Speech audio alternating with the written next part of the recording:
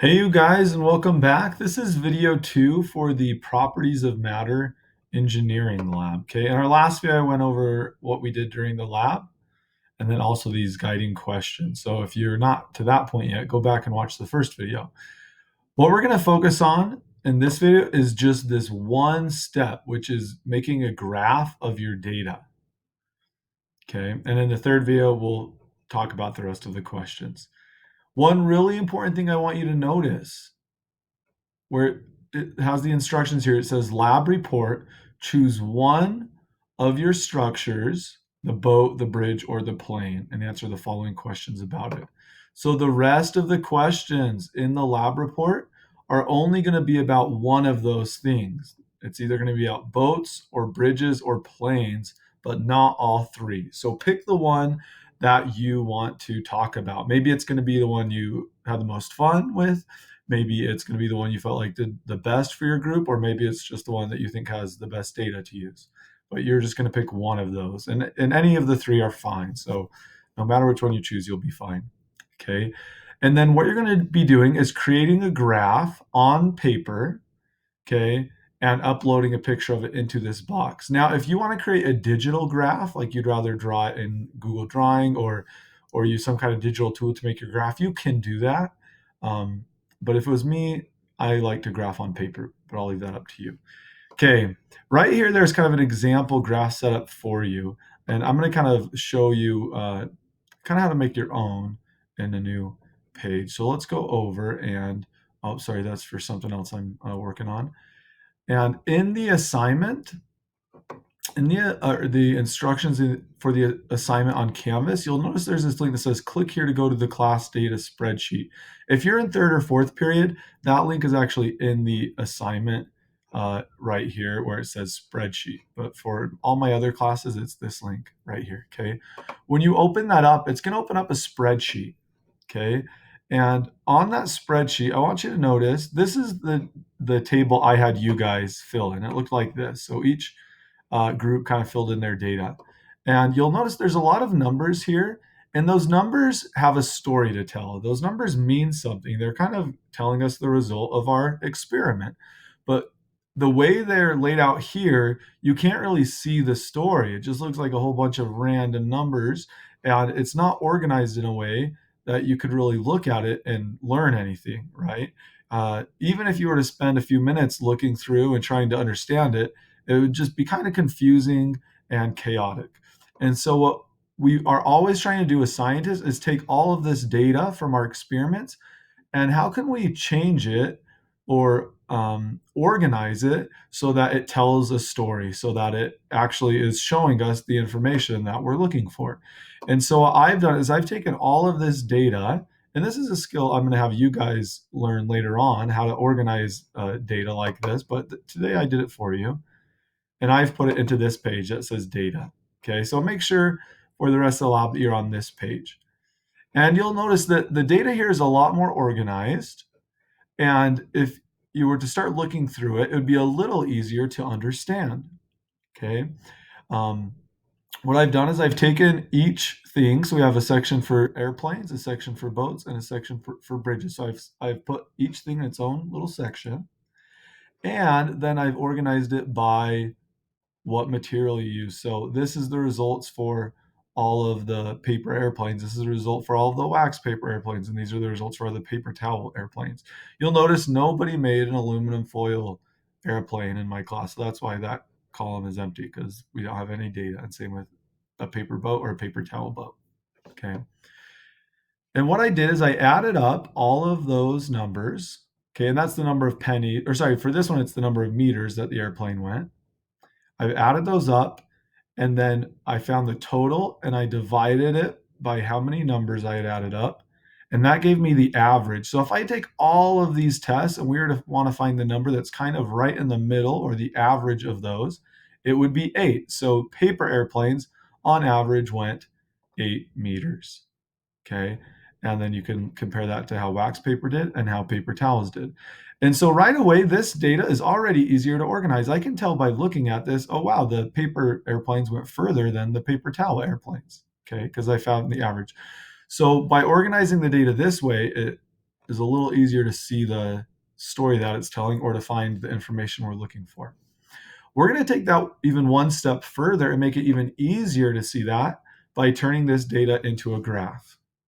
Okay, so I'm going to draw a graph, and you guys are going to be doing this on your own piece of paper, or if you're going to do it digitally, using the digital tool that you want. Okay, a graph, I'm always going to start by just drawing my my box for the graph, my y-axis, and I'm going to undo that. I don't like how crooked that is.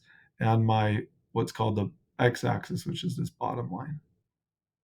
Okay, and for my guide, I'm going to go look at the one on the assignment, and you'll see it down here at the bottom. It says materials, and I'm going to add that to my x-axis, materials. And this is not going to be very pretty because I'm writing on the computer. Okay, and so then I've got to think, well, what are the materials that I'm going to be graphing? And I could go look at my data and say, oh, okay, I'm going to graph. I'm going to kind of jump around because I don't want to give any one of these all the answers. So I'm going to kind of jump around to different ones. So now I'm going to do a bridge. If I was doing this for a bridge, okay, paper, wax paper, paper towels, and aluminum foil. And I'm just going to do the letters because on the computer it's going to be hard to draw the whole word. But on your graph, draw the whole word. Okay. All right, and I'm going to do a W for wax paper, and I'm going to do a F for foil, and then I'm going to do a T for paper towels. Okay, on yours, write out the full words. And then over here on this side, and I would draw this sideways. I'm going to try doing touchscreen, okay? I'm going to do the number. Oh, that didn't work. Okay, I'm going to do the number of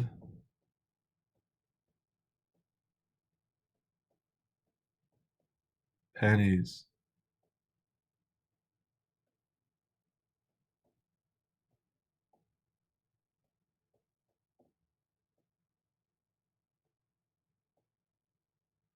Okay.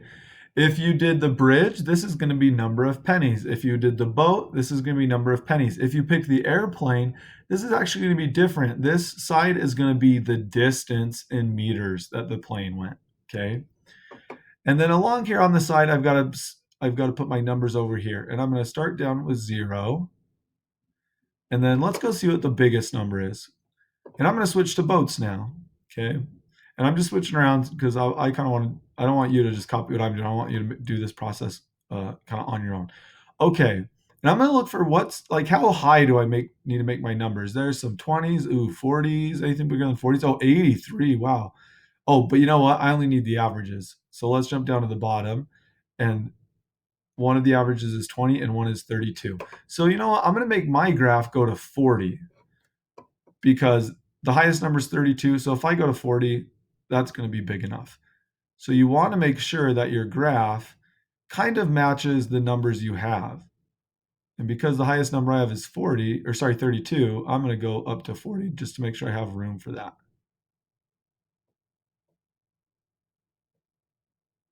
And then here is 40. Okay. And then I'm going to go look at the data, and I'm going to graph my data. For paper, there's no data. So for paper, here, I'm going to leave it blank.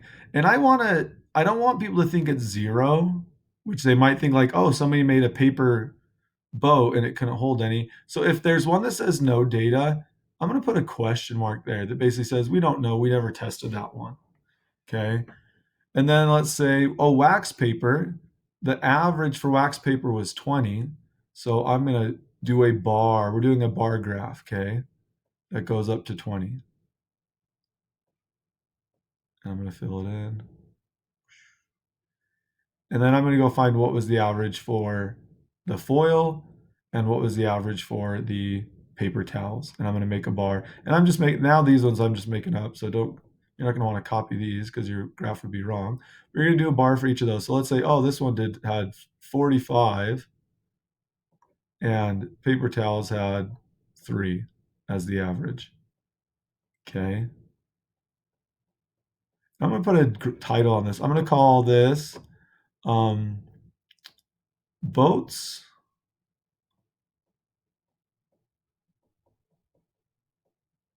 of different materials. You can choose your title. You could call it how many pennies boats can hold. You could call it the properties of matter graph, since that's what our lab is called. Uh, you could call it, but I like to always put a title on a graph so when somebody looks at it, they have some idea of what in the heck it is they're looking at. Boats of different materials. Now, I want to just talk real quickly about why are graphs important. Let's go back to our data. Our original data looked like this, and it was a huge mess, right? It means something. All those numbers mean something, but it's almost impossible for me to look at this and see what any of that means. It's just, it's kind of all over the place. By taking that and organizing it, I was able to start to notice the patterns or the kind of big things like what was the average number, and I could compare that. But now that I've made a graph, it really tells a story. I can look and say, oh, boats of different materials. So, oh, look, so the title kind of tells me, oh, so these are the different materials. And then this is the number of pennies that those boats can hold. And I can go, oh, wow, look at the foil one. It held a lot of pennies.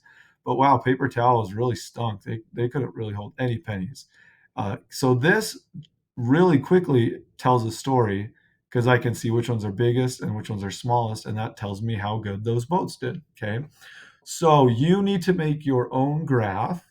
And remember, you're going to use the data from this table. And remember, just one final reminder, you only have to do one of these. So you're either going to make a graph comparing the airplanes, or a graph comparing the boats, or a graph comparing the bridges. Okay.